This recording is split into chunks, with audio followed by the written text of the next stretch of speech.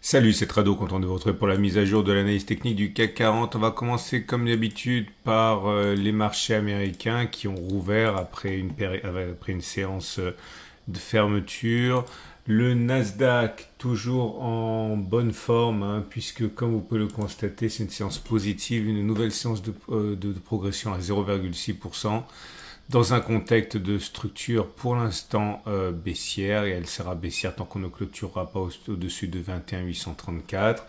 Pour le SP500, la structure est les neutres, puisqu'on a toujours des pics qui sont ascendants, des creux qui sont descendants, et on rebondit dans les deux cas, Nasdaq comme pour le SP500, sur un support tracé sur une unité de temps supérieure, donc qui a le pouvoir de s'imposer aux tendances telles que je viens de les évoquer, et c'est bien ce qui est en train de se passer, et là la progression est de 0,88% pour mieux saluer encore l'institution, la prise de fonction de Donald Trump. Alors le CAC 40, quant à lui, eh bien, a également progressé 0,5%. Et nous sommes au contact de cette petite résistance ici intermédiaire dont j'ai déjà parlé et dont je ne pense pas qu'il puisse résister très très longtemps aux assauts haussiers. Ça veut pas dire qu'il ne va pas résister un petit peu. Ça veut dire que même si on devait baisser, je ne pense pas qu'ici il s'agisse de quelque chose ayant vocation à mettre fin à la hausse, hein. C'est ça que ça veut dire. Et effectivement, hein, même si on a touché lundi la zone, mardi, ben, on l'a retesté, hein. On n'a pas cédé de terrain en vérité, hein. Deux gaps ont été ouverts, signe de force, et la tendance, elle est haussière au regard de la structure de marché avec des pics et des creux qui sont ascendants. La tendance immédiate donnée par la M7, elle est haussière, puisqu'on est au-dessus de la M7 qui monte. La tendance générale, elle est haussière. La tendance de fond, elle est haussière. Et la tendance de long terme est sur le point de basculer, hein, puisque ça fait 4 séances à présent que l'on s'est établi au-dessus de la M200. On a testé déjà ça, je ne vais pas le refaire, mais l'idée c'est que quand on vient de bas, sous-entendu qu'on était en tendance baissière et qu'on arrive à se maintenir 4 séances au-dessus de la M200, comme ça a été le cas ici, ça permet de filtrer en fait les faux signaux, comme ça a été le cas ici également, ou encore ici. Et bien normalement, on n'a pas fait le chemin pour rien. Alors c'est pas toujours vrai, mais généralement là on a passé le stade du faux signal. Et normalement, la tendance va redevenir haussière si elle n'est pas déjà redevenue sur le CAC 40, ce qui lui fera pas de mal vu la performance pitoyable, il n'y a pas d'autre terme, hein, à laquelle on a assisté en 2024, rappelons-le, hein, pendant que l'or, le Nasdaq, le SP500, le TF World, etc. prenaient 20, 25, 30%. Le CAC 40 lui a perdu du terrain, donc énormément de choses à se faire pardonner. Alors j'ai un à tester pour vous aujourd'hui.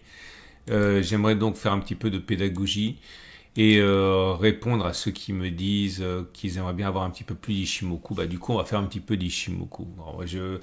J'ai beaucoup utilisé Ishimoku en son temps parce que je trouvais que c'était un formidable outil de synthèse avec beaucoup de choses avec un seul indicateur. Le problème de l'Ishimoku, c'est que ça rebute souvent les débutants parce que franchement, je sais que mon ami Patrick, entre autres, va hurler, mais franchement, c'est dégueulasse, quoi, hein. C'est horrible, ok, il n'y a pas de mots, c'est moche, il y en a partout. Mais c'est le prix à payer pour avoir quelque chose qui est complet, ok. On n'est pas sur une M20, on est sur des choses qui sont beaucoup plus complexes. Mais je vais vous en parler donc davantage.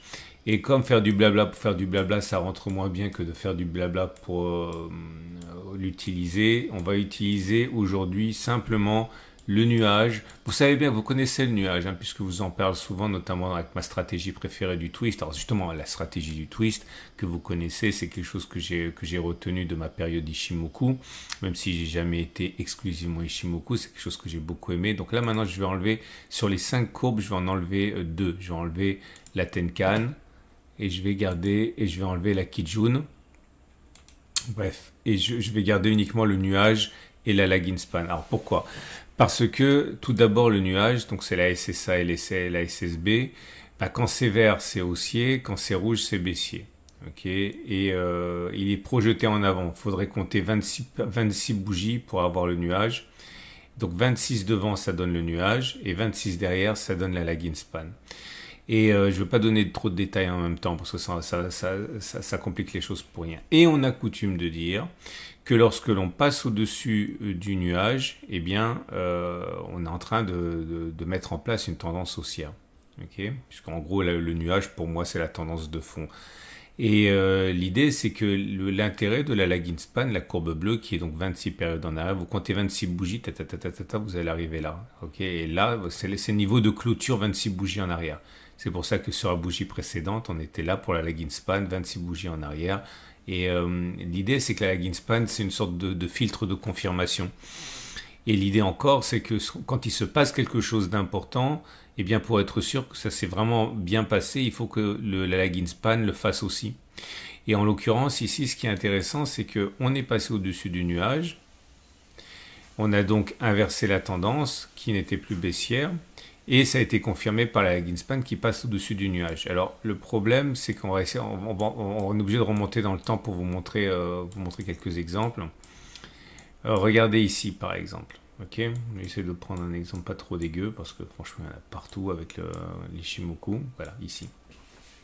Vous voyez, on est passé au-dessus du nuage ici. On aurait pu se dire, ok, à partir de cette bougie-là, on n'est plus en tendance baissière puisqu'on est passé au-dessus du nuage. Oui, mais voilà, lorsque l'on regardait la lagging span, 26 périodes en arrière, donc il faut compter 26 périodes en arrière. Enfin, moi j'ai l'œil, mais vous comptez, si vous êtes débutant, 26 périodes en arrière, 1, 2, 3, 4, 5, 6, 7, 8, 9, 10, 11, 13, 14, 15, 17, 18, 19, 21, 22, 25, 26, c'était là, à peu près, enfin précisément là. Voilà, ici. C'était sur... Lorsqu'on était au-dessus du nuage ici, la lagging span, elle était là. Ok, puisque c'est 26 périodes en arrière, tout ça, ça n'existait pas. Et là, la lagging span, elle n'était pas passée au-dessus du nuage, elle était toujours en dessous du nuage.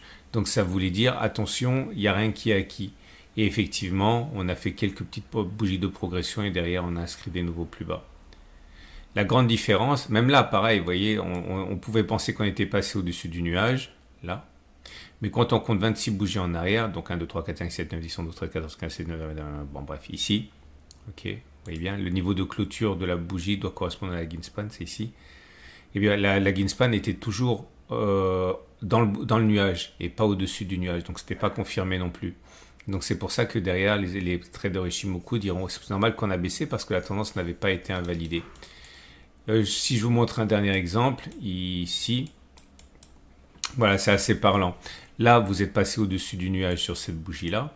Mais si vous comptez 26 périodes en arrière, donc 1, 2, 3, 4, 5, 6, 7, 8, 9, 10, 11, voilà, c'est à peu près ici. Lorsque les cours passent au-dessus du nuage, la lagging span en était là, elle était en dessous du nuage. La vraie confirmation a eu lieu lorsque les cours étaient au-dessus du nuage et que la lagging span était passée au-dessus du nuage, qui s'est produit ici, sur cette bougie-là. Les cours étaient au-dessus du nuage et la lagging span est passée au-dessus du nuage. Et derrière, la tendance haussière était beaucoup plus crédible, on va dire. Bref, maintenant il faut que vous vous entraîniez. Okay, si vous utilisez Pro Real Time, comme moi, l'avantage c'est que vous pouvez nettoyer le filtre, nettoyer l'Ishimoku et garder uniquement ce qui vous intéresse pour pouvoir faire vos backtests. Mais l'idée c'est ça. Donc là, l'avantage de la situation actuelle, c'est qu'on est au-dessus du nuage, donc la tendance elle est prête pour être haussière. Elle n'est pas encore haussière, enfin si elle est haussière maintenant puisque le nuage y monte, mais surtout c'est validé le passage au-dessus du nuage par la lagging span qui est en fait au-dessus du nuage depuis cette bougie-là, ici. Donc en fait depuis cette bougie-là, on avait les cours qui étaient au-dessus du nuage et la lagging span qui était au-dessus du nuage. Et donc à partir de là, il était plausible que ça continue de monter. Ça veut pas dire que ça ne va pas baisser encore, mais ça veut dire que a priori la tendance haussière, la tendance baissière est terminée. Okay, donc voilà, c'était le point pédago. Regardez si ça peut vous apporter une vision différente des cours. En fait, ça vous sert surtout à filtrer les mauvais signaux. Ok, donc on va passer au trade du jour puisque j'ai rien d'autre à vous raconter. Votre rendez-vous avec IG. IG, bien plus que du trading. Une équipe d'experts à vos côtés. Si vous êtes haussier, si vous voulez ouvrir un compte Pro Real Time, vous avez un lien en dessous de la vidéo, c'est gratuit, hein, donc n'hésitez pas. Si vous êtes haussier, bah, vous pouvez trader à la hausse, hein, puisque en partant du principe que la tendance elle est haussière, vous mettez un stop de protection large sous les plus bas. en vous disant que ça va continuer de monter, qu'on va se créer des records sous l'impulsion de Donald Trump. Hein. Donc l'idée ici, c'est de parier, de pas avoir d'objectif haussier. Hein. C'est une sorte de suivi de tendance. Ce qui est sûr, c'est que le stop de protection, dans ce cas, il doit être mis en dessous des plus bas. Si vous avez un biais qui est haussier, mais un petit peu plus nerveux, on va dire, vous pouvez acheter maintenant, mettre un stop de protection sous les deux gaps. Vous avez une double protection, gap 1, gap 2, voire en dessous du dernier creux. Ici, c'est ici que je l'ai mis moi. Okay. Non, si vous avez un trade qui est baissier en tête, vous pouvez rentrer maintenant pour se considérer que cette zone-là va faire tampon et parier sur un décomblement de gap. Par exemple, si vous spéculez à la baisse maintenant, vous pariez sur un comblement de gap, stop de protection, un peu de marge de manœuvre ici, vous pouvez ratio des risques facilement supérieur à 1. C'est une possibilité. Quant à moi, vous le savez, hein, je suis rentré ici, j'ai pris un take profit partiel là. Mon stop de protection, je l'ai montré à 7335 et bon, maintenant je laisse couler hein, parce que j'espère avoir une vraie vague de hausse. Donc j'accepte l'idée qu'on ait une consolidation, j'accepte même l'idée de me faire sortir sur mon stop ici. Ok. De toute façon, même si je suis sorti sur ce stop, même ma deuxième position, elle sera encore légèrement gagnante. Hein. Voilà, je vous souhaite une excellente journée. Il y a la vidéo sur l'or qui vient de sortir. Je vous dis à demain pour la mise à jour.